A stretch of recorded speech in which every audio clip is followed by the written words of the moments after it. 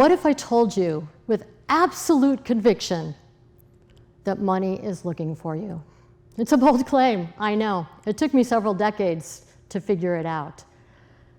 When I was a teenager, my parents got divorced, and my mother had no employable skills, so she applied for and received government-assisted lunches for her 3 daughters. So I used to get a red ticket that I would have to give to the cashier every day, and it was filled with enormous unworthiness and shame and not enough. She did have one thing that was very important: to go and get your education. No one can take that away from you. So I went to college and then law school, and then quickly defaulted on my school loans. I had no business understanding how to manage money, nor did I have any idea the impact of that default on my credit.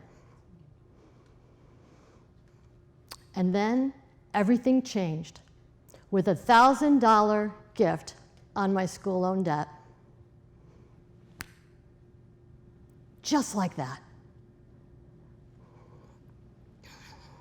At that point, I realized how you do money is how you do life. So I want you to think, what are you feeling when I say that money is looking for you? Tune in. Are you judging? Are you resistant to what I want to share with you? Some of you are instantly curious and know that there's something here for you. I'm Kim Curtis, CEO of a wealth management firm and a certified financial planner. I have several designations behind my name. I've won a couple of awards, and I'm the author of 2 best-selling books on money and life. I'm a personal finance expert, and I'm here to tell you, yes, money is looking for you. What's money? Is it the magic sparkle dust that makes everything better? Words of a 2nd grader. Is it the plastic or paper in your wallet? Is it what makes everything better, like winning the lottery? Money is this invisible thread that navigates our human existence. It's defined by a value that facilitates human exchange. We can't live without money to the extent of being able to operate within this world. So working at the intersection of money and life, I'm here to tell you, we are wired to receive money. Wired. And the reason I know this is because we get a reaction. Every time we have a conversation, we express our feelings about money and how we feel about it. We have money scripts on rich people, poor people, and even how other people spend their money. So when you think about it, I'm not sure if when you turned a corner and saw a 300-plus Ferrari, whether you stopped. You may have even taken a picture. Or when you walk on the street and you pass a homeless person and they ask you for money. We have a response to money, and it's visceral. That is our money receptor. So, through neuroscience, the human body has to have ways to interact and respond to how our bodies are feeling, like through hormones and antigens and even sunlight. Each cell on our body has little receptors, and they act like scanners to give our body and inform our body what we need. Pretty cool, huh? Just like that, we could turn it on. And if we could turn it on, how do we turn on our money receptor? Let me tell you. Remember that $1,000 that changed my life? Remember that red ticket? What happened at that time is this welling and swelling of emotion. It was like snap. Instantly, I stopped telling the story that I was telling myself about unworthiness. I had feelings of, well, love. Isn't that remarkable? So when I thought about that, if you think about it, it was an anonymous donor, so I couldn't go after them and find out why me. So I had to have that conversation with myself. If someone believed in me enough, who was it that they believed in? Do I believe in me? What do I believe in? And so as I unpacked that story, I realized that I didn't respect myself. And when you have self-respect, it's the precursor to self-love. Like they go together, self-respect, love. And that is the beginning of wealth consciousness. Snap, switch on, and that's the start to wealth consciousness. I grew up in Buffalo, near the fabulous Niagara Falls, the Canadian border, and the state of New York. Those vast falls provide a large supply of electricity to the state of New York. The falls gets its power from the plants that line its banks, the power plants that line its banks. Similar to how money gets its ideas through you. Money has the power, but it needs you for the ideas. So when you think about money, how you do money is how you do life. And there are two laws of money. The human-made law, which is what I do every day. It's the financial literacy, the financial planning, cash flow management, portfolio construction, tax mitigation, estate planning, tax planning, retirement planning, and the list goes on. The other law, money law, is the natural money law. And that has a very different energy around it. The natural money law is giving and receiving, cause and effect, supply and demand, intention and desire. Very different frequencies. And most of us forget that second one.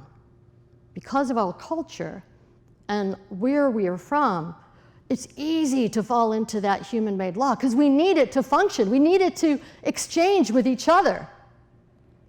However, if we don't understand the natural money law, well, then money is like empty. It has no meaning. So let's unpack that a little bit. The human-made laws are, well, external. There's a goal and a step-by-step process with an end result. And the end result could be a car, a house, a career, an amount of money, prestige, status, security. The natural money laws are, well, relationship-based, compassion, autonomy, clear agreements. So when we think about the natural money law, what comes to us is creativity, curiosity, compassion, joy, love. So neuroscientists now believe that with all of those little receptors, hundreds of thousands of them on our trillion, billion plus cells, that we respond, that it responds through the frequencies of thoughts, feelings, intentions, and even time. Switch on or off. I could have responded differently to that $1,000 note. I could have been like, yeah, man, I'm entitled. I want a little more of that. Or I could have been not deserving and, oh no, I can't receive that. Or I could have been, well, completely unconscious. You see, I know this because when I defaulted on my school loans, I was unconscious. I was invisible to money. I had no understanding of how it fit in, and I was completely unaware. That's what happens to a lot of us, invisible to money. The good news is when you understand that money is looking for you, it creates a reaction, a response. And when you have the natural money laws, you tend to get more ideas. And when you have more ideas, your vision expands. And I believe that self-respect increases and builds on ideas. Because if you're not 100% responsible for the outcomes of your life, then it's really hard to be successful. So snap, turn it on. What are your ideas? And when you get one, act on it.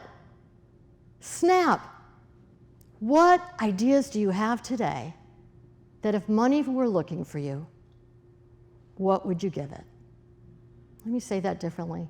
If money were looking for you today, what ideas do you have for it that also helps and benefits others?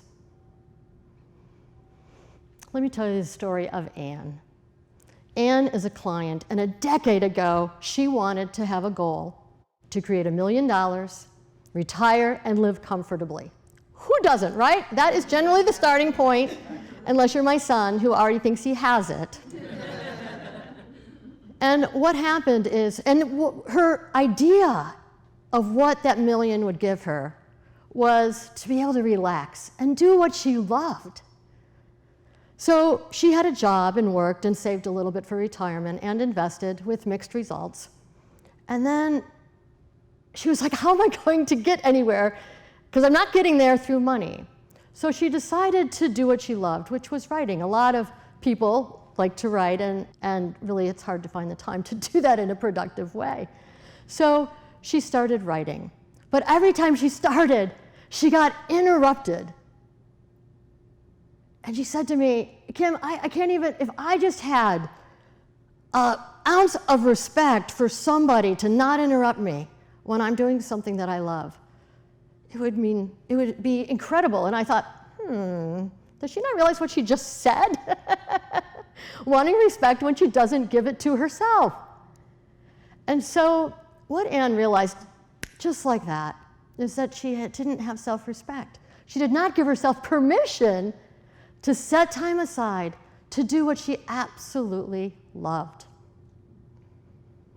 The code, understand this, the code is self-respect that gives you ideas, which then increases wealth consciousness. So Anne became a best-selling author and made more than she even could have imagined. Snap. How you do money is how you do life. Money was looking for her. So when you say you need money, money needs you. It needs you to be something. It needs your ideas. Money has the power, but it needs you to make a difference in the world through your ideas. This is my gift to you, my $1,000 gift to you. If you do this one thing, imagine the compounding effect of that gift. Remember, money is looking for you.